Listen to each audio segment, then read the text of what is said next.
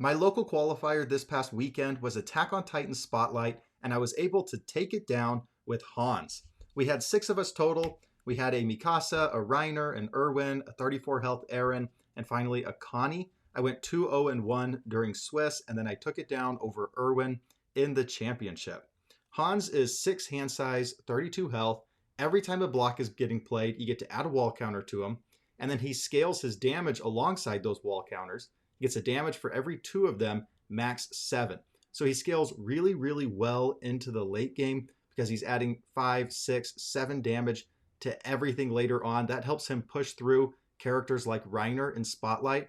Reiner gets access to a ton of damage reduction. Reiner was actually my round 1 opponent in Swiss, and I felt like I was having to deal 60 damage every single one of the games to be able to win. And then we get this enhance, return this attack to its printed speed. This is very useful in Spotlight against a character like Smiling Titan, who's just adding +4/+4 on turn 2. Getting to commit Hans, take off 4 speed, commit some foundations to take off some more speed. You can actually block a Smiling Titan move, which is something very, very difficult in Spotlight. It's also useful against Mikasa to block a later move of Mikasa's after they're adding 3, 4 speed to it. It's useful against Erwin. Most of the times, honestly, during my local qualifier, I was using this offensively, because if I was playing like a character like 34 health Aaron or Reiner, where they weren't really doing, I could pretty easily block their attacks, then really I was just using this on offense to push through an attack that is getting, again, like 5, 6 damage later on in the game. So that's why I went with Hans.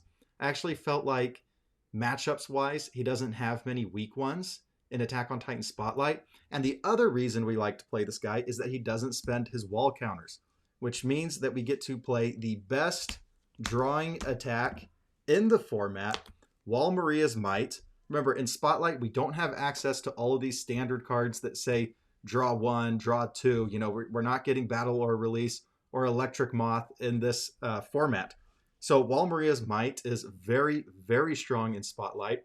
It says that you get to add a wall counter to Hans, and then you get to draw a card for every 2 wall counters on Hans. So if you're at 10 wall counters, you are drawing 5. Now, most of the time, this is a draw 2 or draw 3. But even as a draw 2, this is crazy in Spotlight. 5 low 5, draw 2. It's also a 2 low block. And if we block with this card, we get to replace it and draw a card. Although we're very, very rarely blocking with it, because if we draw this, we are almost always playing it as our opener so that we can draw a couple cards. And then, we can just build out from there, and we get to hold more cards in our hand to block. Because as Hans, we have lots of blocking power between the very defensive foundations that you get and his face. You just need cards in hand to be able to block.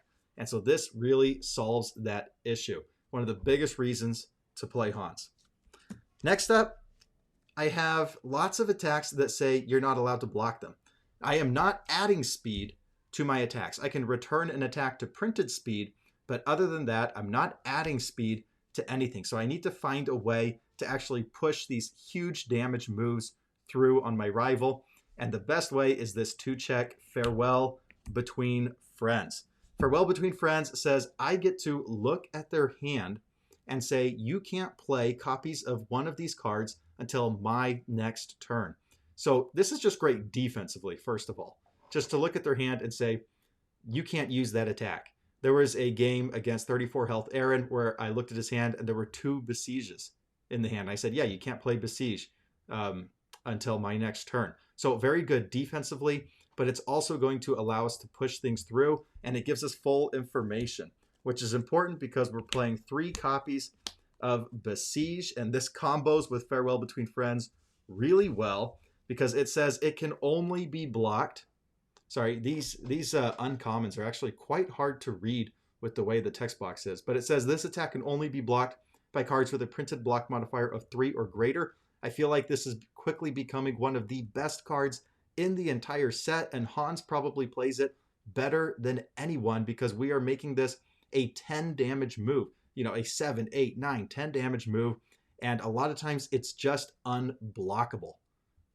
I mean, especially on turn 2, turn 3, if they don't know that you're playing this attack, then you can surprise them with it. But even later on in the game, right, we can peek their hand, we can either say they're not allowed to use that 3 block mod, or we just see that they don't have any. And then we know that, hey, it's wheels up. We can play our besieges and get the damage through. Okay, another card with the secret unblockable text sometimes is 3 copies of Play Fighting. It says this cannot be blocked by attack cards. So if we peek their hand with Farewell and we see that their only low block is an attack, well, then we're all good to go in with Play Fighting. Also, both Play Fighting and Besiege have this deadlock of getting +4 damage and +5 damage here. And then you're adding in the Hans damage. These just get nuts once they go into deadlock. Some pretty good deadlock threats. And then along the same lines of Farewell Between Friends, but a little different, is Unexpected Outcomes. 10 mid 8, we get to peek our rival's hand, so similar to Farewell. And now we get to play this, as we get to remove an attack from their hand, and then we can flip Unexpected Outcomes and play it as a copy of that attack. Most of the time, the big benefit of this is just getting rid of an attack in their hand. It's not so much the playing it as a form of it, although that can sometimes be really good. And remember that if it deals damage, even though it's face down, it still gets to go to your momentum because it's technically a copy of that attack. That's how the game recognizes it, at least. But the other big benefit is that this is 10 speed. And with Hans, if they do anything to make this easier to block, we'll just return it back to 10 speed. So it's really nice to have a very, very fast attack in our toolkit. That's why I've got one of these, and I'm not just playing 3 Farewells. Next up, we have 4 copies of Wall Artillery. This is going to be our hardest hitting attack. It adds a wall counter to Hans, which is nice because we want to sprint up in wall counters. And then it's getting a damage for every 2. So if we had, let's say we had 7 wall counters on Hans. We play this. It comes in as 7 damage from the static of Hans. And then we give it, we get us to 8 wall counters. And then that gives us 4 more damage. So now it's an 11 damage move, a 5 high 11. A lot of the times, even though this is a 5 difficulty attack, late in games, I was using this as my finisher because I want to finish off with my hardest hitting attack. But early on in games, yeah, I'd play it as an opener just to ramp up my wall counters there. Also, it's a 2 high block. And last but not least, we have 3 copies of Dogged Pursuit. One thing you'll have noticed about the attack lineup up until this point is we have no momentum outs. And Wall Maria's Might is our only attack that draws a card. So Dogged Pursuit solves both of those issues. We get to mill 2, spend a momentum, and then add a copy of Dogged Pursuit from our discard pile to our hand.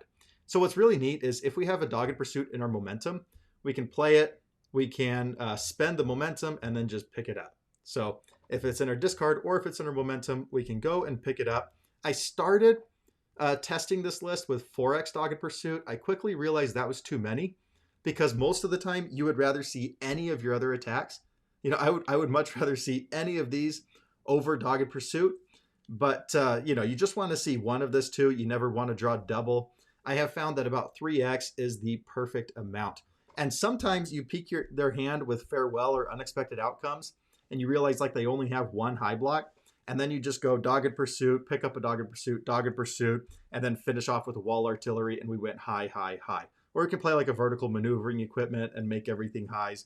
There's some zone changing abilities that we get to do here as well. But that finishes out the attack package. So Dogged Pursuit to go and pick up something gives us a momentum out. We have our Wall Artilleries, big damage, ramp up wall counters, 6 attacks, Play Fighting, Besiege that sometimes are just unblockable, which is what we want as Hans, Unexpected Outcomes, and Farewell Between Friends to peek their hand, Wall Maria's Might as the best draw in the game. Let's go to our actions and assets. First off, I've got 2 copies of Raise Walls. This says form, add a wall counter to a card in your stage, draw 1 card. So it replaces itself, but it does not remove itself, and that's why we're only playing 2 of it and not 4 of it. If this had a remove cost, I mean, it would be an immediate 4x, right? We could even play it on turn 1, just remove it and get it. But it doesn't remove, which makes it a bit awkward to play. Most of the time, if I had this on like turn 1, I would build 4, you know, and then I'd use this as my last form on a 4, and then hopefully I check it. But it feels really bad if you play this at the end of a string and you check a 3 on it. That said, it's really nice to block with because we need cards in hand to get lots of blocks with Hans. We are capable of getting lots of blocks. We just need the cards in hand.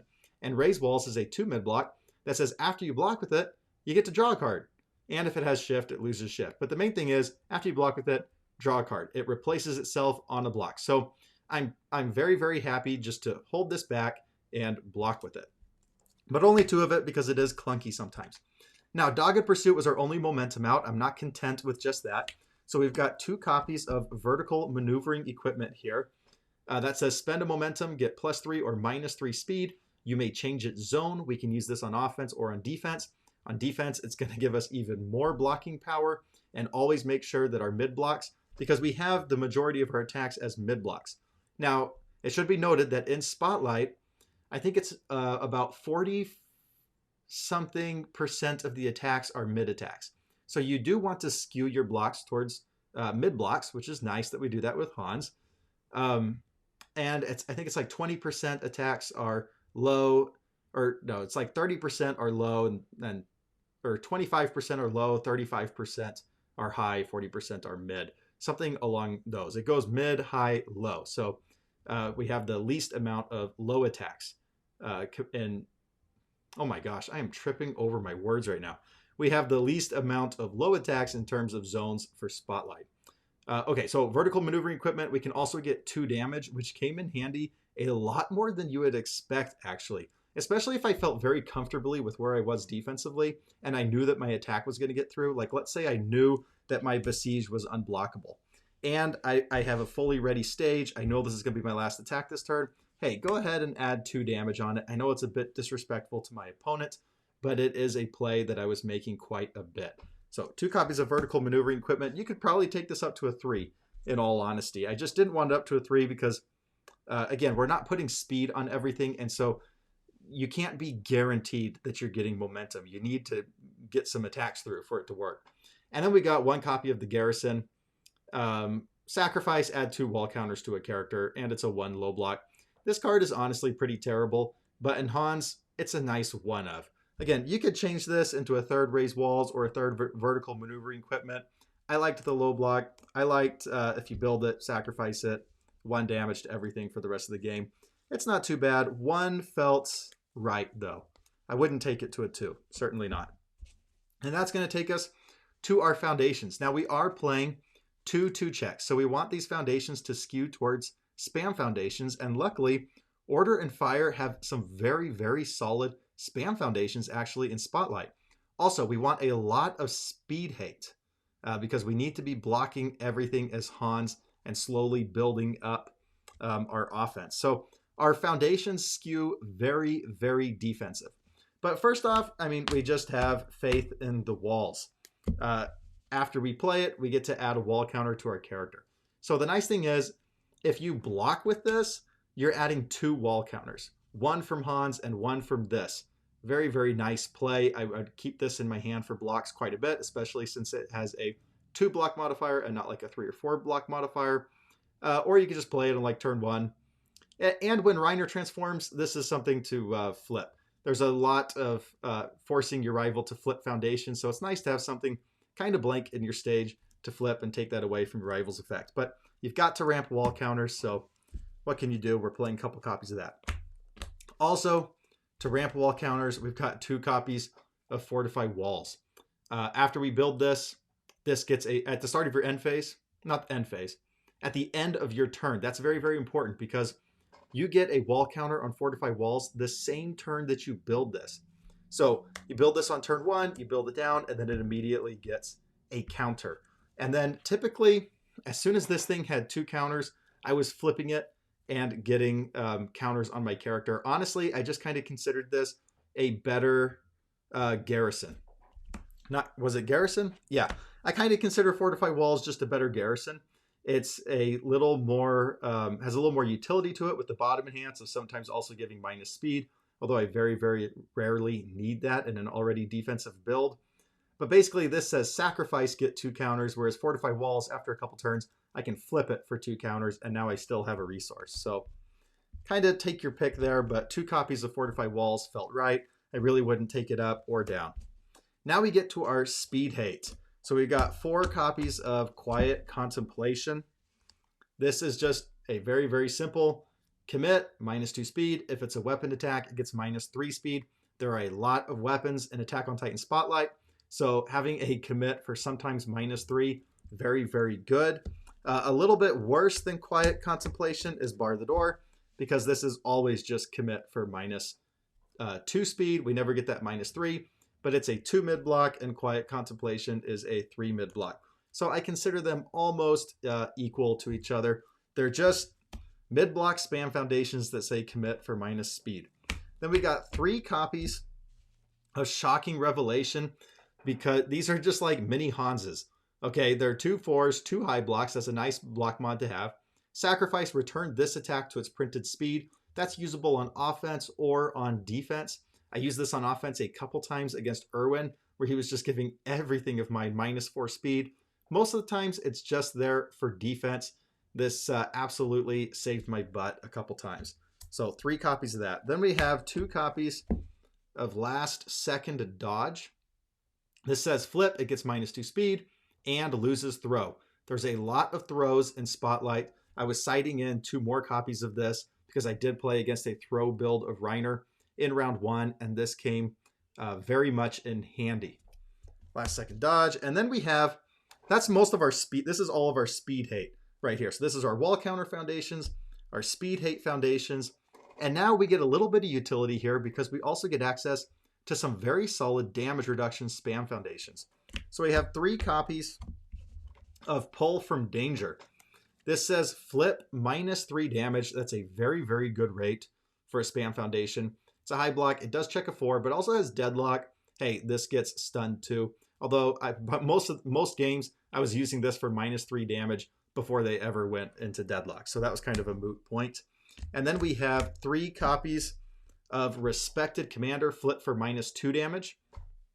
Now that's a worse rate than Pull from Danger, but it checks a 5, and it's a low block, and I wanted to have a very even block zone spread, so I skew mid blocks, but I have a pretty even amount of high and low blocks.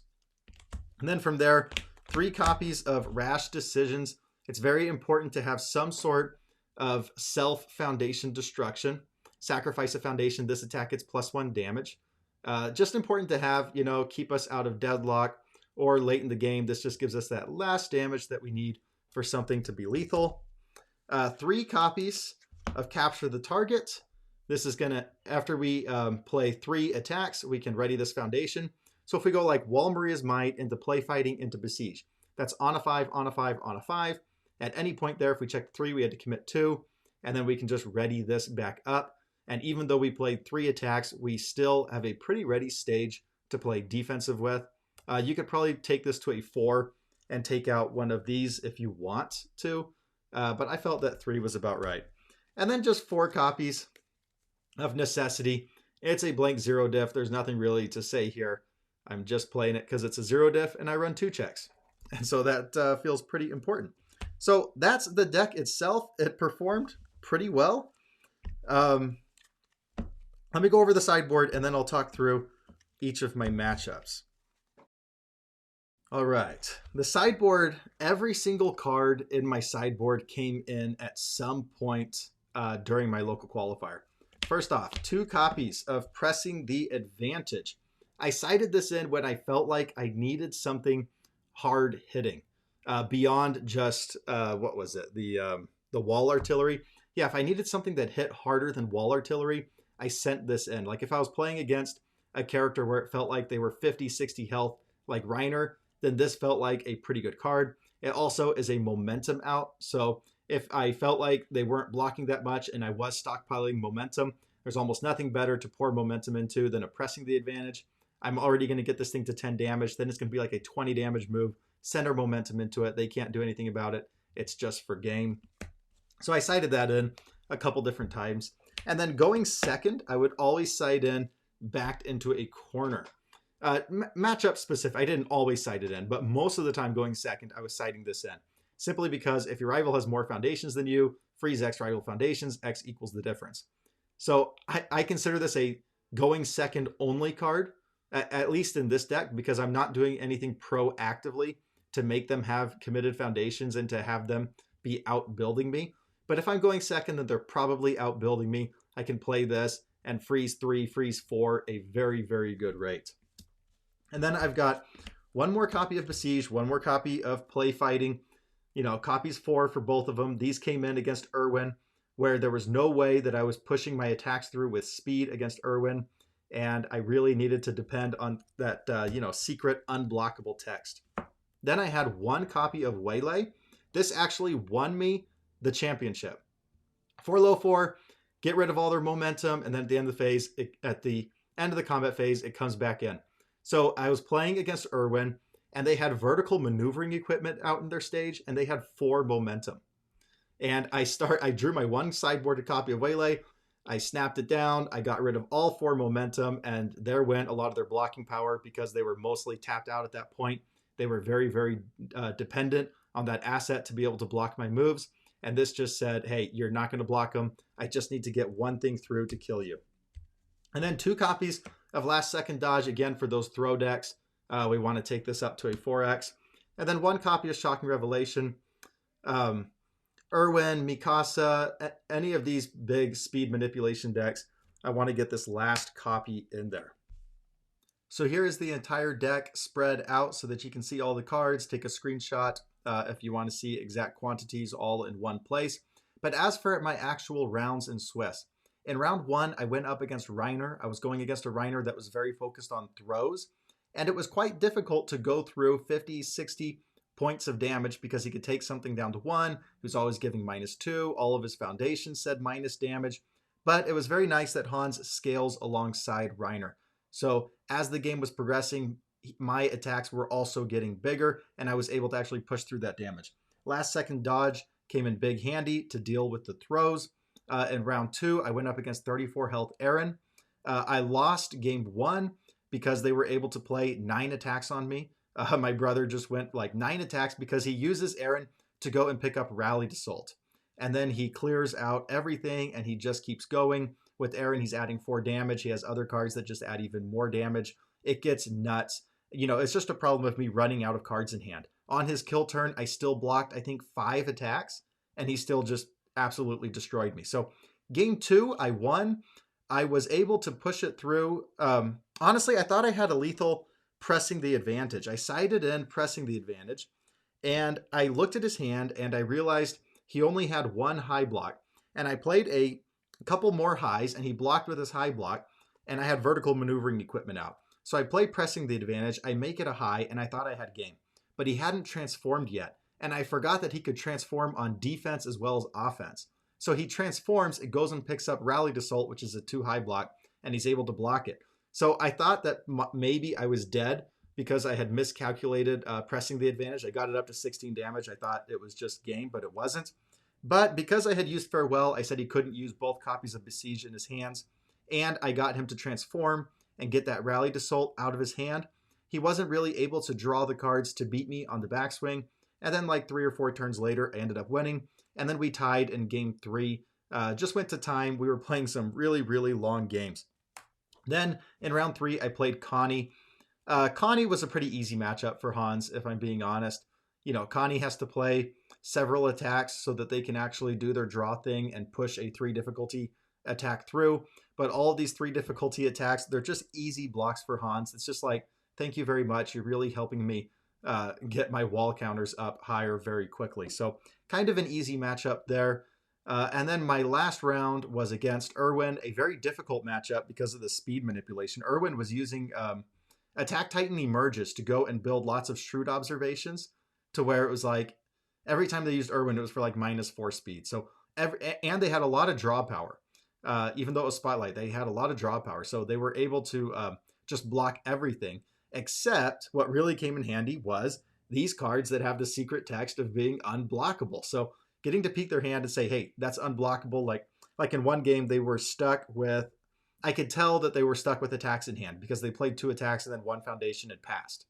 So I was like, I know you're stuck with attacks in hand. So I played a couple play fightings and just got damage through. So I was able to get some damage through that way. In game 1, I won by going 4 straight high attacks, thanks to vertical maneuvering equipment. And then on my last attack, I had a momentum and he had a momentum. We both had vertical maneuvering equipment. So it was a high. It was like, I think, a wall artillery or a dogged pursuit. It was a high on face. and I knew I was not going to touch my, I did not care about the speed. It was all about the cards in hand and whether he had a high block. So I never used my vertical maneuvering equipment because if he used his, I had to have mine to change it back to a high. So I won that game, but just by going on a high attack string. And then game two, like I said earlier, I sided in that copy of Waylay. They had kind of committed out and blown up a lot of their stage, but they still had lots of blocking power thanks to vertical maneuvering equipment, but not anymore when I played Waylay and got rid of the 4 momentum. So that was how I took down my local qualifier with Hans. I think that this deck is actually pretty good, like in standard. I mean, obviously you could improve on some of the foundation base in standard, and maybe you probably have a better momentum out than Dogged Pursuit, or you can play a better draw card than this. Maybe even something better than like Wall Artillery. I'm not sure because we are kind of dependent on getting our wall counters.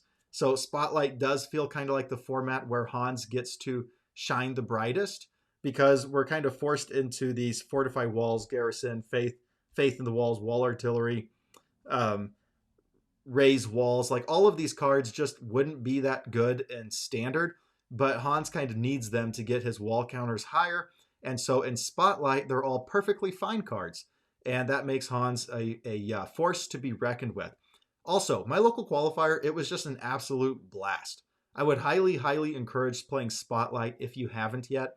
It's a really fun format to play in because, number one, it simplifies your deck building process. In standard, you have thousands and thousands of cards to choose from for deck building. With Attack on Titan Spotlight, hey, it's just like you pick your character and then you get 1/3 of the set to choose from, right? So if it's a 300 card set, you're getting like 100 something cards to choose from. So that's pretty nice there. That it really simplifies your deck building. And that said, look, there's still lots of different directions you could take, Hans. You could definitely go the like order freezing route. There were other cards that drew that you could have paired with Wall Maria's, like Incapacitating Strike. You could go for some throws, because this guy doesn't say non-throw, does he? Yeah, he doesn't say non-throw. You could go that direction. So lots of different directions you could still take, Hans. This is just the direction that I took. The unblockables with the Wall Maria's Might, with a couple of high attacks here that help your wall counters and give you a momentum out. So it's simple, but it's not boring in the deck building. And then for the format itself, it's the way Attack on Titan is meant to be played. You really feel like you're the characters when you're playing in Spotlight. Like it's the way backups were meant to be played as a mechanic. And so for all these reasons, I think that the format is really, really fun. All of our games that I played, at least, were interesting. Most of them were perfectly timed. They were lasting about, I'd say, 15, 20 minutes a game. It's kind of the sweet spot to have a really fun time. You want it to go until like turn 4, turn 5, turn 6. So a very, very good time this past weekend. I hope you enjoyed this deck profile, and I'll see you next time.